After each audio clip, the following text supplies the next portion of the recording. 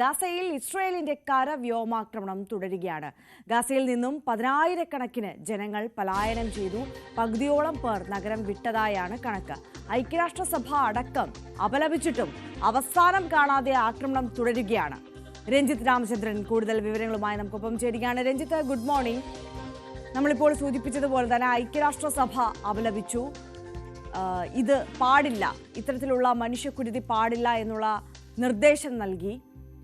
മാത്രമല്ല, ലോകരാജ്യങ്ങളെല്ലാം പല കുറിയായി ഇപ്പോൾ പലതരത്തിൽ വിമർശനങ്ങൾ ശക്തമാക്കിയ പശ്ചാത്തലമുണ്ട്.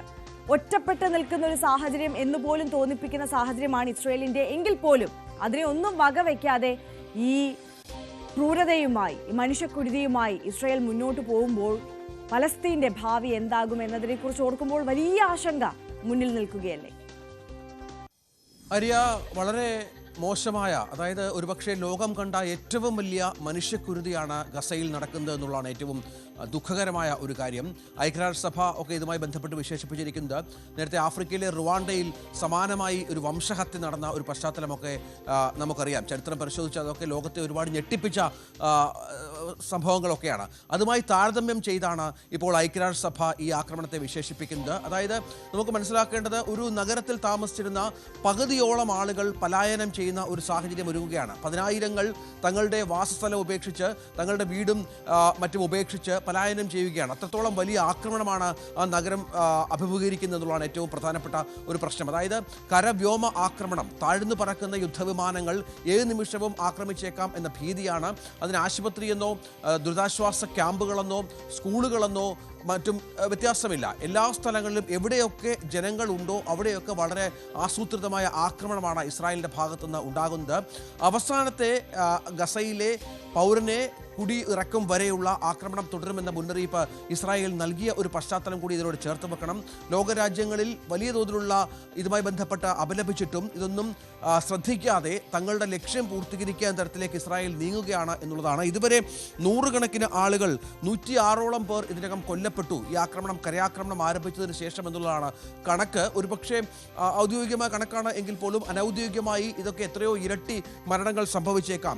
മറ്റൊരു ദുഃഖകരമായ സംഭവം, തങ്ങളുടെ ഉറ്റവരെയും ഉടയവരെയും ഒക്കെ തേടി കൈകൊണ്ട് ഈ അവശിഷ്ടങ്ങൾ മാറ്റി, കെട്ടിടാവശിഷ്ടങ്ങൾ മാറ്റി തിരയുന്ന അനവധി ജനങ്ങളെ അവിടെ കാണാം എന്നാണ് മനുഷ്യാവകാശ സംഘടനകൾ ഇപ്പോൾ വ്യക്തമാക്കുന്നത് എന്ന ഏറ്റവും പ്രധാനപ്പെട്ട കാര്യമാണ്. അത് മാത്രമല്ല, 3ാമത്തെ എഡിഷൻ കവചിത വാഹനങ്ങൾ മണിക്കൂറിനകം എത്തും ഗസയിലേക്ക് എന്ന മുന്നറിയിപ്പ് കൂടി ഇസ്രായേൽ നൽകുന്നുണ്ട്. ഏതാണ്ട് ചൊവ്വാഴ്ച മുതൽ കുറഞ്ഞത് 20ഓളം പാർപ്പിട സമുച്ചയങ്ങൾ 100 കണക്കിന് വീടുകൾ നിൽക്കുന്ന സമുച്ചയങ്ങൾ ഇസ്രായേൽ സേന പൂർണ്ണമായും ഇടിച്ചു നിരത്തി. അതിൽ മോസ്കുകൾ എന്ന വ്യത്യാസമില്ല, ആശുപത്രികൾ എന്ന വ്യത്യാസമില്ല, എല്ലാ തരത്തിലുള്ള ആക്രമണവും ഇസ്രായേൽ സൈന്യം മുന്നോട്ട് കൊണ്ടുപോവുകയാണ്. പലരും ഈ പള്ളികളിലും മറ്റും ആശ്രയം തേടിയിരുന്ന നിരവധി ജനങ്ങളുണ്ടായിരുന്നു.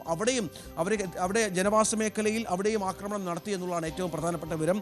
40% താമസക്കാർ, 3 ലക്ഷം പേർ ഗസയുടെ തെക്ക് ഭാഗത്തേക്ക് പലായനം ചെയ്തിട്ടുണ്ട് എന്നുള്ള കണക്കുകളാണ് ഇന്നലെ രാത്രി വരെ പുറത്തു വന്നത്. അത് പക്ഷേ ഇന്ന് 50%-ന് മുകളിലായി കാണാം. കാരണം ജീവന് വേണ്ടി കേഴുന്ന, അല്ലെങ്കിൽ അതിനുവേണ്ടി എങ്ങനെയെങ്കിലും രക്ഷപ്പെടുന്ന ജനങ്ങളെ മാത്രമാണ് ഇപ്പോൾ ഗസയിൽ കാണാനുള്ളത് എന്നുള്ളതാണ്. നമുക്കറിയാം, മലയാളികളായ ഡോക്ടർമാരടക്കം ഗസയിൽ രക്ഷാപ്രവർത്തനത്തിനും ചികിത്സയ്ക്കും മറ്റുമായൊക്കെ ഉണ്ട്. അവരുമായൊക്കെ സംസാരിക്കുമ്പോൾ വളരെ ദയനീയമായ, ആശുപത്രികൾ രോഗികളെ കൊണ്ട് നിറഞ്ഞിരിക്കുന്നു. ഓരോ നിമിഷവും ശസ്ത്രക്രിയകളടക്കം ചെയ്യേണ്ട സാഹചര്യത്തിലാണ് അവിടെ മനുഷ്യാവകാശ പ്രവർത്തകരായ ഡോക്ടർമാർ. വിവിധ സന്നദ്ധ സംഘടനകൾ അവിടെ സേവനം നടത്തുന്നുണ്ട്. അവരൊക്കെ ഏറെ ഭയചകിതരായി, ഏറെ ദുഃഖകരമായ കാഴ്ചകൾ നേരിട്ട് കണ്ട് നമ്മളോട് വിവരിക്കുന്ന സാഹചര്യമൊക്കെ ഉണ്ട് എന്നുള്ളതാണ്. 91 പേർ ഗസ സിറ്റിയിൽ മാത്രം കൊല്ലപ്പെട്ടു. ഈ 106 പേരിൽ കൊല്ലപ്പെട്ടതിൽ 91 പേർ ഗസ സിറ്റിയിൽ മാത്രമാണ് എന്നാണ് ഇപ്പോൾ കണക്കുകൾ പുറത്തു വരുന്നത്.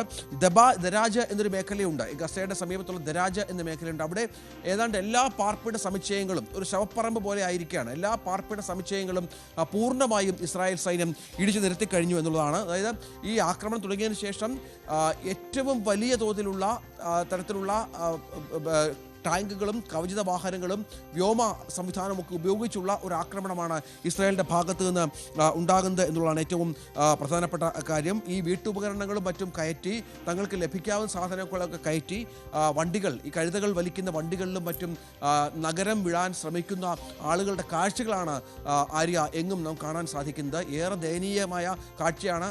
ഐക്യരാഷ്ട്രസഭയടക്കം ലോകരാജ്യങ്ങളടക്കം അപലപിച്ചിട്ടും ഇതിനൊരു പരിഹാരം കണ്ടെത്തുക എന്നുള്ളത് ഒരിക്കലും സംഭവിക്കാത്ത സാധിക്കാത്ത ഒരു കാര്യമായി മാറുകയാണ്. അങ്ങനെ ഇസ്രായേലിൻ്റെ ലക്ഷ്യം അവർ പൂർത്തീകരിക്കും എന്നുള്ള ദൃഢനിശ്ചയത്തിൽ തന്നെ മുന്നോട്ട് പോവുകയുമാണ് ആര്യ. അതെ രഞ്ജിത്ത്, നമ്മളിപ്പോൾ സൂചിപ്പിച്ചതുപോലെ തന്നെ നമുക്കറിയാം ഫ്രാൻസ് അടക്കമുള്ള മറ്റ് ലോകരാജ്യങ്ങളെല്ലാം പലസ്തീനെ സ്വതന്ത്ര രാഷ്ട്രമായി പ്രഖ്യാപിക്കണം എന്ന നിർദ്ദേശവുമായി അവരത്തരത്തിൽ തന്നെയാണ് അംഗീകരിക്കുന്നത്. അതിനുള്ള നീക്കവുമായി മുന്നോട്ട് വരും എന്നൊക്കെ ആഹ്വാനം ചെയ്യുന്നതൊക്കെ നമ്മൾ കഴിഞ്ഞ നാളുകളിലൊക്കെ കണ്ടതാണ്. പക്ഷേ ഇത്തരത്തിൽ ഈ ലോകരാജ്യങ്ങളുടെ എല്ലാം പിന്തുണ ഗാസയിലെ ജനങ്ങൾക്കുണ്ടായിട്ട്, പലസ്തീനിലെ ജനങ്ങൾക്കുണ്ടായിട്ട് ഇസ്രയേലിൻ്റെ ഈ ആക്രമണം തടയാൻ, ഈ അപലപനീയമായി പോയി ഇസ്രയേലിൻ്റെ ആക്രമണം എന്ന് പറയുന്നതിനപ്പുറം, പ്രതിഷേധം വാക്കുകളിലൂടെ അറിയിക്കുന്നതിനപ്പുറം ഇതിൽ ഇടപെടാനും മധ്യസ്ഥത വഹിക്കാനും ഇസ്രയേലിന് തടയിടാനും ഒന്നും മറ്റ് ലോകരാജ്യങ്ങൾക്കൊന്നും കഴിയില്ലേ എന്നുള്ളതാണ് എല്ലാവരും ചോദിക്കുന്ന ചോദ്യം.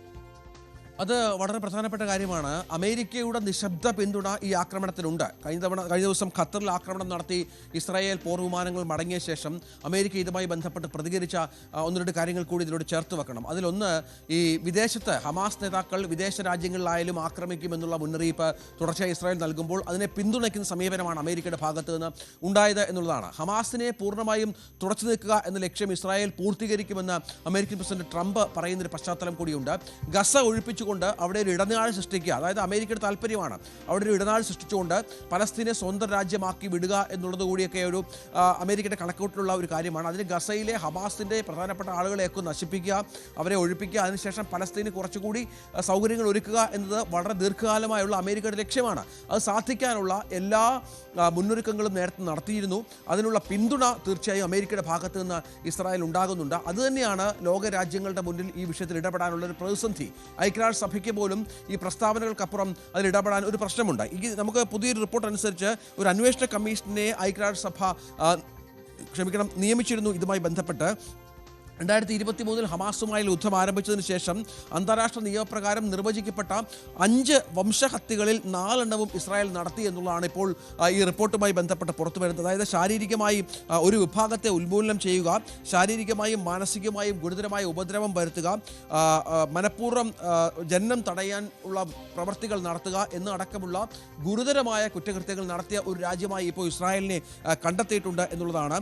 ഇസ്രായേൽ നേതാക്കളുടെ പ്രസ്താവനയൊക്കെ ആധാരമാക്കിയാണ് ഈ തെളിവുകളിലേക്ക് അന്വേഷണ സംഘം ചെന്നത് എന്നുള്ളതാണ് ഏറ്റവും പ്രധാനപ്പെട്ട കാര്യം. ഇത് ഇസ്രായേൽ നിഷേധിച്ചിട്ടുണ്ട് എങ്കിൽ പോലും ഈ തരത്തിലുള്ള മനുഷ്യാവകാശ ലംഘനങ്ങൾ നടന്നു എന്നത് ഏതാണ്ട് ഉറപ്പിച്ച മട്ടാണ്. അങ്ങനെ ഒരു തരത്തിലും ഒരു രാജ്യത്തിൻ്റെയും ഭീഷണിക്ക് വഴങ്ങാതെ, ഐക്യരാഷ്ട്ര സഭയുടെ തുടർച്ചയായുള്ള മുന്നറിയിപ്പുകൾക്ക് വഴങ്ങാതെ ഇസ്രായേൽ തങ്ങളുടെ ആക്രമണവുമായി മുന്നോട്ട് പോവുകയാണ്. അത് തടയാൻ ലോകരാജ്യങ്ങൾക്ക് ഒന്നും സാധിക്കാത്ത ഒരു പശ്ചാത്തലം വളരെ പ്രധാനപ്പെട്ടതാണ്. പലതരത്തിലുള്ള ശ്രമങ്ങൾ അല്ലെങ്കിൽ മുന്നറിയിപ്പുകൾ നടക്കുന്ന പശ്ചാത്തലമൊക്കെ ഉണ്ട്. നമുക്കറിയാം ഈജിപ്തിന്റെയും ഖത്തറിന്റെയും മധ്യസ്ഥതയിലാണ് ഏറ്റവും ഒടുവിലായി ഈ വെടിനിർത്തൽ കരാറുമായി ബന്ധപ്പെട്ട ചർച്ചകളൊക്കെ നടന്നു വന്നത്. അതിനിടയിലാണ് ഖത്തറിന് നേരെയുള്ള ആക്രമണം. ഹമാസ് നേതാക്കന്മാരെ ലക്ഷ്യമിട്ടാണ് ആക്രമണം നടത്തിയതെന്ന് ഇസ്രയേൽ പറയുമ്പോഴും പക്ഷേ ഖത്തറിന്റെ പരമാധികാരത്തെ ചോദ്യം ചെയ്തുകൊണ്ടുള്ള ആക്രമണം തന്നെയാണ് അന്ന് നടന്നത്. അപ്പോൾ അതിന് പിന്നാലെ അറബ് രാജ്യങ്ങൾ ഉച്ചകോടി ചേർന്നതും ഇസ്രയേലിനെതിരായിട്ടുള്ള നടപടി സ്വീകരിക്കുന്നതും ഒക്കെ നമ്മൾ കണ്ടു. അപ്പോൾ ഇനി അറബ് രാജ്യങ്ങളുടെ ഒരു ഇടപെടൽ, മധ്യസ്ഥതയും ഈ വിഷയത്തിൽ ഇനി ഉണ്ടാകാൻ പോകില്ല എന്ന് തന്നെ നമ്മൾ അനുമാനിക്കണം. അറബ് രാജ്യങ്ങൾ ഈ പലസ്തീൻ വിഷയത്തിൽ അവർക്ക് ചില പരിമിതികൾ ഇതുമായി ബന്ധപ്പെട്ടുണ്ട്. ഇപ്പോൾ ഏറ്റവും ഒടുവിൽ നമുക്ക് ലഭിക്കുന്ന വിവരമനുസരിച്ച് സൗദി അറേബ്യയും പാകിസ്ഥാനുമായി ഒരു സംയുക്ത കരാറിൽ ഒപ്പുവെച്ച ഒരു സാഹചര്യമുണ്ട്. അതായത് ആക്രമണങ്ങൾ തടയുക എന്നുള്ള ലക്ഷ്യം വെച്ചാണ്. സൗദിക്കൊക്കെ ഈ ഖത്തറിൽ ആക്രമണം നടത്തിയ പശ്ചാത്തലത്തിൽ സൗദിക്കും ഇസ്രായേലിൻ്റെ ഭാഗത്തു നിന്ന് ഭീഷണികൾ ഉള്ള ഒരു സാഹചര്യമൊക്കെ ഉണ്ട്. ഖത്തറിന് ശേഷം അവർ തുർക്കിയെ കൂടുതലായി ആക്രമിക്കുമെന്നുള്ള വിവരങ്ങൾ പുറത്തു വരുന്നുണ്ട്. അതായത് ഹമാസ് നേതാക്കൾക്ക് എവിടെയൊക്കെ സംരക്ഷണമുണ്ടോ, എവിടെയൊക്കെ ഹമാസ് നേതാക്കൾ ഉണ്ടോ, ആ പ്രദേശങ്ങൾ ആക്രമിക്കും, ആ രാജ്യങ്ങളൊക്കെ ആക്രമിക്കും എന്നുള്ള തുടർച്ചയായ മുന്നറിയിപ്പുകൾ ഇസ്രായേലിന്റെ ഭാഗത്ത് നിന്ന് വരുന്നൊരു പശ്ചാത്തലം ഇതിനോട് ചേർത്ത് വെക്കേണ്ടതുണ്ട്. അതുതന്നെയാണ് ഈ പറഞ്ഞതുപോലെ അറബ് രാജ്യങ്ങളുടെ ഒരു കൂട്ടായ്മ രൂപീകരിക്കാനുള്ള ശ്രമങ്ങൾക്ക് തുടക്കം കുറിച്ചത്. ഇനിയുള്ള ആക്രമണങ്ങളെ സംയുക്തമായി പ്രതിരോധിക്കുമെന്ന് പറയുമ്പോഴും നമുക്കറിയാം ഇവരുടെയൊക്കെ സൈനിക ശക്തി കൂടുതലും അമേരിക്കയുമായി ചേർന്ന് നിന്നൊക്കെയാണ്. ഇസ്രായേൽ ടെക്നോളജിക്ക് ഉപയോഗിക്കുന്ന പല അറബ് രാജ്യങ്ങളും ഒക്കെ ഉണ്ട് എന്ന് നമുക്കറിയാം. അറബ് ഇസ്ലാമിക് ഉച്ചകോടിയിലുള്ള പ്രധാനപ്പെട്ട കാര്യം അപലപിക്കുന്നു. അതേസമയം ഖത്തർ ഇസ്രായേലിനെ തിരിച്ചാക്രമിക്കുന്ന കാര്യത്തിലൊക്കെ പരിമിതികളുണ്ട്. നമുക്കറിയാം അമേരിക്കയുടെ ഏറ്റവും വലിയ എയർബേസും മറ്റും നിൽക്കുന്ന ഒരു പ്രദേശം ഖത്തറാണ്. അപ്പോൾ ഖത്തറിനും സൗദിക്കും അടക്കമുള്ള രാജ്യങ്ങൾക്ക് അമേരിക്കയുടെ പിന്തുണയില്ലാതെ, അവരുടെ അനുവാദമില്ലാതെ ഇസ്രായേലിനെ ആക്രമിക്കുക, അവരെ പ്രതിരോധിക്കുക എന്നുള്ള അത്ര എളുപ്പമുള്ള കാര്യമല്ല. അങ്ങനെ ലോകക്രമത്തിൽ ഉണ്ടായിരിക്കുന്ന സവിശേഷമായ ഈ സാഹചര്യമൊക്കെയാണ് ഇസ്രായേലിന് കൂടുതൽ കരുത്ത് പകരുന്നതും മറ്റും. അതുകൊണ്ട് തന്നെ ഈ പ്രസ്താവനകൾക്കപ്പുറം ഈ ആക്രമണങ്ങളെ തടയാൻ ഇസ്രായേൽ, നമുക്കറിയാം, 3 രാജ്യങ്ങളുടെ എയർബേസുകൾ കടന്നാണ് ഖത്തറിൽ കയറി ആക്രമിക്കുന്നത്. അതിനുശേഷം പ്രസ്താവന ഉണ്ടായിട്ടുണ്ട്. ഇനിയും ഇത്തരം ആക്രമണം ഉണ്ടാകില്ല എന്ന് അമേരിക്കയുടെ ഉറപ്പുണ്ട് എന്നതിനപ്പുറം തങ്ങളുടെ രാജ്യത്ത് കയറി അടിച്ച ഒരു രാജ്യത്തെ തിരിച്ചെന്തെങ്കിലും ചെയ്യാൻ ഖത്തറിന് പോലും സാധിക്കാത്ത ഒരു പശ്ചാത്തലം കൂടി ഇതിനോട് ചേർത്ത് വെക്കണം. അതുകൊണ്ട് തന്നെയാണ് ഹമാസ് ആക്രമണത്തിൽ ലോകരാജ്യങ്ങൾക്ക് ഒരു തരത്തിലുള്ള മൗനം തുടരുകയും മറ്റും ചെയ്യുന്നത്. അതുപോലെ പലസ്തീനുമായി ബന്ധപ്പെട്ട വിഷയത്തിലും മറ്റും ഐക്യരാഷ്ട്രസഭയ്ക്ക് പരിമിതികളുള്ളത്. അപ്പോൾ ഇസ്രായേൽ ഇപ്പോൾ ഇത്തരത്തിൽ വലിയ വംശഹത്യ നടത്തുമ്പോഴും ഇത് തടയാൻ ഒരു ലോകരാജ്യത്തിനും സാധിക്കാത്തതും അത്തരം സാഹചര്യങ്ങൾ കൊണ്ടുകൂടിയാണ്. ആര്യ, തീർച്ചയായും വ്യക്തമാണ്. രഞ്ജിത്ത് രാമചന്ദ്രനാണ് സമഗ്രമായ വിവരങ്ങൾ പങ്കുവച്ചത്.